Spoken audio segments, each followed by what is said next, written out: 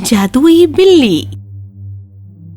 एक बार की बात है, एक रानी रहती थी जिसके पास एक जादुई और बहुत सुंदर बिल्ली थी जिसका नाम कीसा था, जिससे वो बहुत प्यार करती थी। एक दिन रानी ने कहा, ओ कीसा, तुम मुझसे ज्यादा खुश हो। तुम्हारे पास माता पिता हैं, लेकिन मेरा अपना कोई नहीं। रो नहीं, मैं देखती हूँ क्या किया जाएगा। कीसा भी उसी की तरह बहुत अच्छी थी और फिर वो जंगल में रहने वाली एक परी के पास गई बात करने के लिए।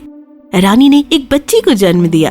रानी खुश हो गई और जल्दी ही बच्ची ने भी बिल्ली को देखना शुरू किया, क्योंकि वो कमरे के चारों ओर कूद रही थी और जब बिल्ली उसके बगल में नहीं सोती थी तो वो बिल्कुल भी नहीं सोती।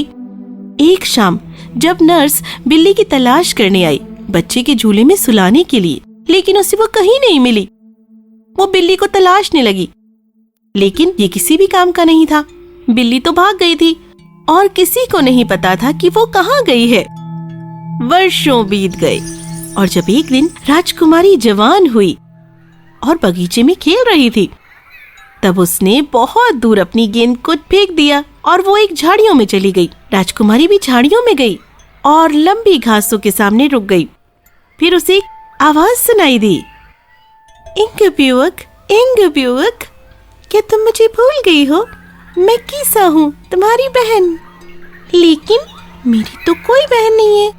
क्या तुम्हें याद नहीं है मैं तुम्हारे बगल में झूले में सोती थी? अच्छा, फिर तुम क्यों चली गई थी?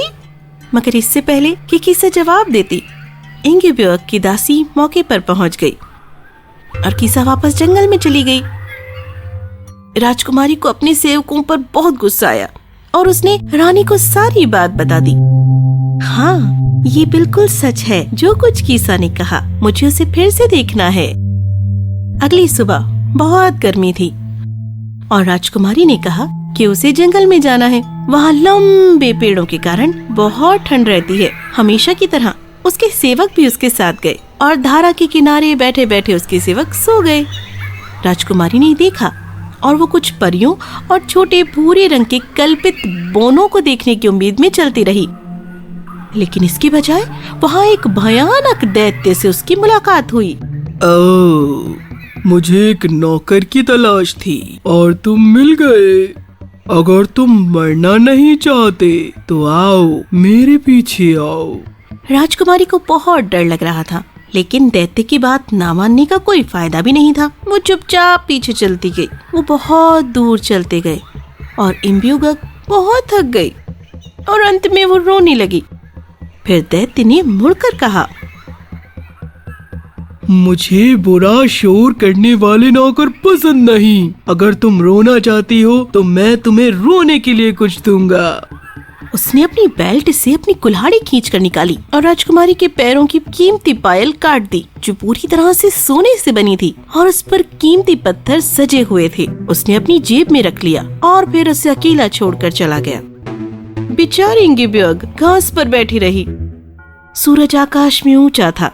तभी उसने पहियों की आवाज सुनी, कृपया मेरी मदद करें, मैं आ रही हूँ।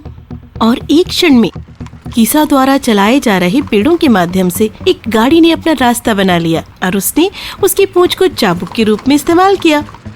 कीसा ने इंगब्यूक को वहाँ बैठे हुए देखा। वो नीचे कूद गई और इंगब्यूक को वापस अपनी छोटी सी झोपड़ी में ले गई। इंगब्यूक उसने भूखों की तरह दूध पिया और फिर तकिए पर सो गई। अब तुम सो जाओ, मैं थोड़ी देर में वापस आऊंगी। फिर कीसा गाड़ी पर चढ़ी और सीधे दैत्य की गुफा में चली गई। अपनी गाड़ी को कुछ पेड़ों के पीछे छोड़कर धीरे से दरवाजा खोलने गई।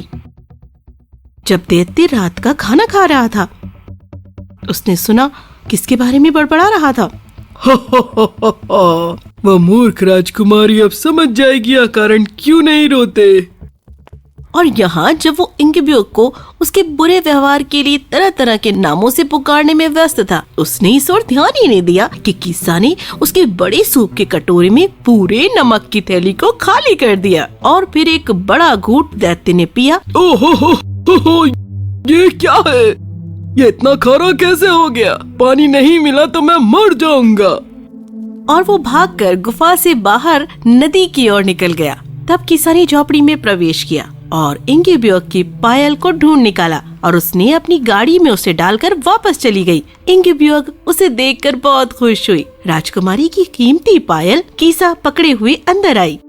ओह, धन्यवाद कीसा, मुझे ये पायल बहुत पसंद है। तुमने इसे पा लिया, तुम्हारा बहुत धन्यवाद।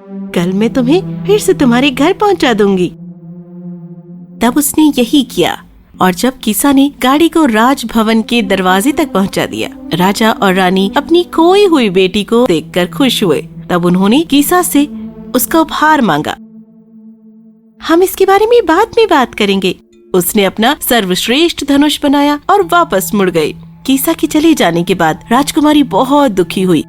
वो न खाती थी और न ही पीती थी। इस तरह तो हमारी बेटी मर जाएगी। क्या ऐसा कुछ है जिसे हमने आजमाया नहीं है? रानी, शादी के अलावा कुछ नहीं। हमें शादी के लिए बात करनी चाहिए, शायद वो खुश हो जाए। हम उसके लिए एक बिल्ली क्यों नहीं ले लेते हैं? नहीं, बस शादी, समझो। और जल्द ही राजा ने पड़ोसी राज्यों के सभी राजकुमारों को आमंत्रित किया और राजकुमारी को उनमें से एक पति चुनने के लिए कहा। अंत में एक युवा राजकुमार को चुना गया। राजा और रानी बहुत प्रसन्न थे और उन्होंने आदेश दिया कि एक शानदार दावत की तैयारी की जाए। जब शादी पूरी हुई तो कीसा अचानक से दिखाई दी। अब मैं अपनी इनाम देने के लिए आई हूँ। मुझे इस रात के लिए राजकुमारी के बिस्तर के पास सोने दीजिए। यही बात है ना? हाँ, ये बहुत है। और जब सुबह हुई तो ये कोई बिल्ली नहीं थी जो राजकुमारी के बिस्तर में लेटी थी, बल्कि एक और खूबसूरत राजकुमारी थी। मैं एक द्वेषपूर्ण परी के श्राप में थी। मैं तब तक मुक्त नहीं होती जब तक कुछ अच्छा न करूं। तब वे सब और अधिक प्रसन्न हुए और तब राजकुमारी कीसा ने भी दूसरे राजकुमार से विवाह किया और अपने एक राज्य पर शासन करने के लिए चली गई। कहानी समाप्त हुई।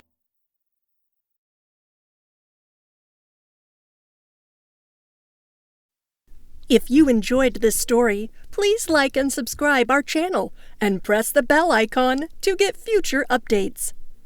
And don't forget to comment. If you enjoyed this story, please like and subscribe our channel and press the bell icon to get future updates. And don't forget to comment. If you enjoyed this story, please like and subscribe our channel and press the bell icon to get future updates. And don't forget to comment. If you enjoyed this story, please like and subscribe our channel and press the bell icon to get future updates. And don't forget to comment.